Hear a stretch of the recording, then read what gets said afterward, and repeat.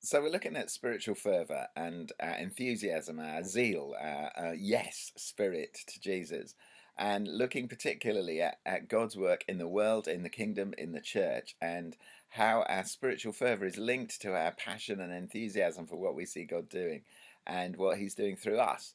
And so just taking the model of the New Jerusalem, which we've done before, I just challenged people to think about the things in their life that reflect some of those values and attributes of the New Jerusalem. The idea that the gold of Ophir in the beginning of Genesis is transformed into the golden city at the end of Revelation, and this the concept that we're contributing to that, we're doing that, we're picking stuff up from the earth and making it, fashioning it, making it fit for the kingdom of heaven, fit for the New Jerusalem.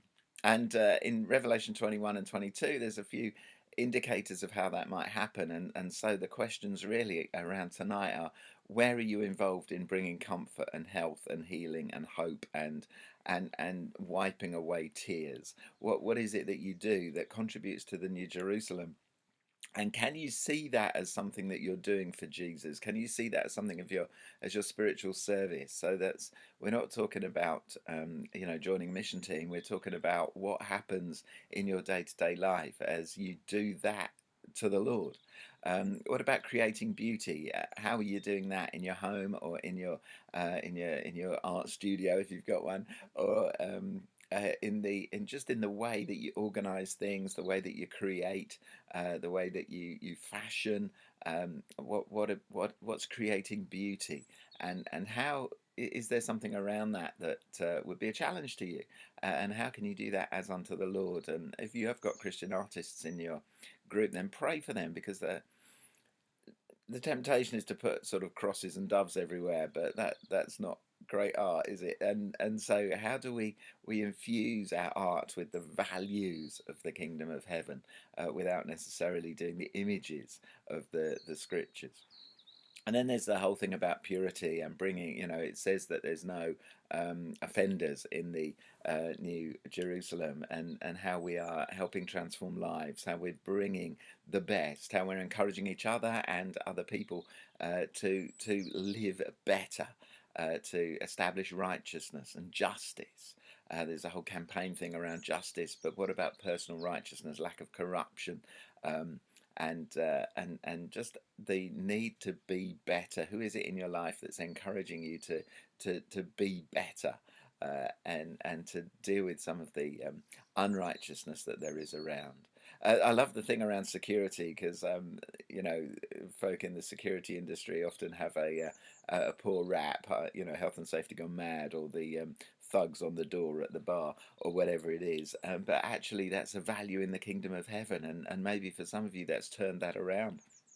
The idea that what I'm doing here is kingdom work. This is valuable for the New Jerusalem. This is investing in heaven. And how can we support each other in that? And how can we encourage people to do that in a godly way, loving God with all of our heart, soul, strength, and mind?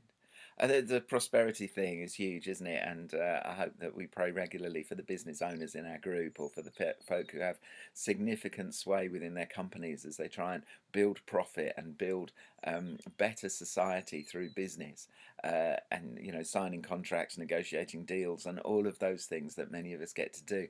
And that just doing that as unto the Lord, doing that with a heart for God is so huge, isn't it? And then, of course, the in a sense, maybe the most important is the truth that Jesus is in the city, that there's light and glory and Jesus in the city. And let's challenge each other to talk about Jesus, to offer to pray, to remind people that they can pray, to encourage people in on a spiritual discovery, inviting them to Alpha, or just posing questions that enable people to think through spiritual reality. And how can we do that better in a way that evangelizes, in a way that brings Jesus to the situation, that carries Christ into our workplaces? So that's the world. There's stuff around the kingdom and there's stuff around the church too, but I'll leave that for another video. But as you talk about this stuff, I pray that you'd be challenged, that you'd be blessed, that you'd be stretched, but most of all, that you'd be encouraged to take Jesus into your workaday life, and that will be a significant transformation for you as you sharpen up the spiritual fervor and increase the spiritual temperature in the places that you work. Bless you, and I'll see you in a bit. Bye bye.